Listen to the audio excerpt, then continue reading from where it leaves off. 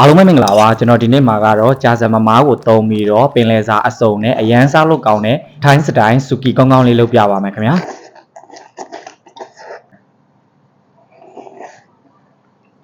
ကြာစံမမားကတော့ကျွန်တော်နေမကောင်းဖြစ်အမြဲတမ်းဝယ်စားနေတဲ့မမားလေးလည်းအဆင်ပြေတယ်သူ့ကိုကျွန်တော်တို့ရေနွေးအိုးလေးတည်ထားမယ်ဒါကတော့ကျွန်တော်မုခထဆိုင်ကနေဝယ်လာတဲ့ပင်လယ်စာပေါ့နော်ဒါဘတ်100ဘိုးပဲပေးရတယ်အရသာကတော့မုခထဆိုင်ကနှက်ပြီးသားဆိုတော့ကျွန်တော်တို့ကတော့ရေမဆေးတော့ဘူးရေနွေးအိုးစုလာရင်ကျွန်တော်မမားထုတ်တယ်မှာပါတဲ့ဒီအမှုတ်ထုတ်လေးကိုအရင်ဆုံးဖောက်ထည့်ထားလိုက်ပါမယ်ပြီးရင်တော့ခုနကကျွန်တော်တို့ဒီအသားတွေအားလုံးကိုဒီအရင်ဆုံးကြက်သွားအောင်လို့တည်ထားလိုက်ပါမယ်ခင်ဗျာ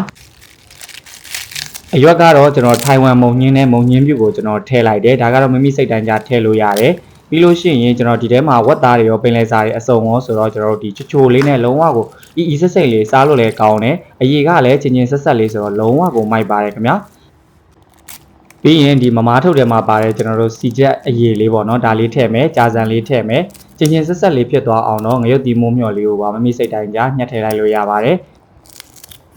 ဒီအချိန်မှာပူပူလောင်လောင်လေးစားရဲဆိုရင်လည်းအရွက်များများလေးနဲ့စားရတာကပို့ပြီးတော့လည်းစားကောင်းပါတယ်ဒီနေရာမှာစူပီရတာဖြစ်ဖို့အတွက်ကိုတော့ကျွန်တော်တို့ barbecue sauce လေးကိုကျွန်တော်ကတော့2စွန်းလောက်ကျွန်တော်ထည့်လိုက်ပါတယ်ဒီ sauce လေးထည့်လိုက်တဲ့အခါမှာဟင်းရည်ရဲ့အရသာကလုံးဝကိုပြောင်းသွားပြီးတော့ကျွန်တော်တို့ hot pot စားနေရတယ်လို့မျိုးကိုမိုက်ပါတယ်အချင်အတွက်ကတော့ကျွန်တော်တမယာသီး2စိမ့်လောက်ညှစ်ထည့်လိုက်ပါမယ်ခင်ဗျာဒါဆိုလို့ရှိရင်အနံ့လေးကလည်းမှုေးပြီးတော့လုံးဝစားကောင်းတယ်ကျွန်တော်တို့ထိုင်းစတိုင်စူကီ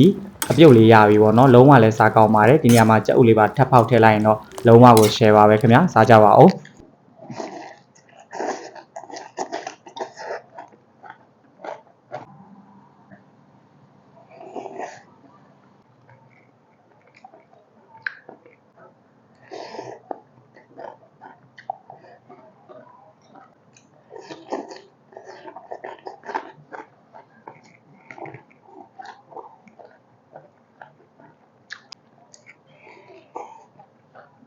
သူ့ဖက်ကိုလည်းဒီ sauce လေးနဲ့တိုးစားလို့ရတယ်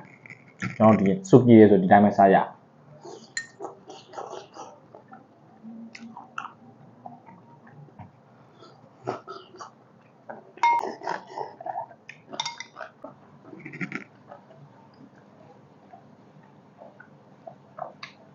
တော်တော်စားကောင်းအနှစ်တွေနဲ့ကြိုက်လိုက်တာဖောက်ခနဲ့ပေါက်လာမိုက်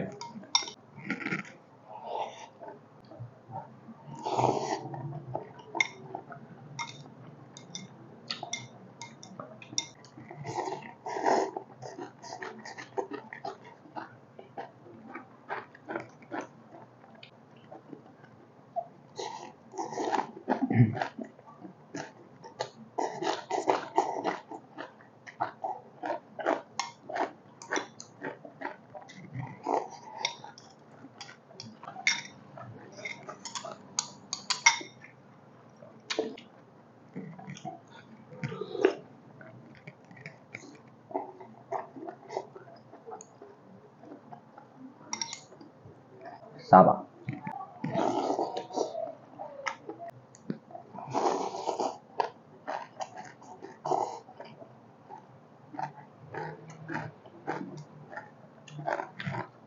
ဒီလုံးလေးလည်းစားကောင်းတယ်ဒီမှာနှစ်တယ်နော်မှုေးပဲသူက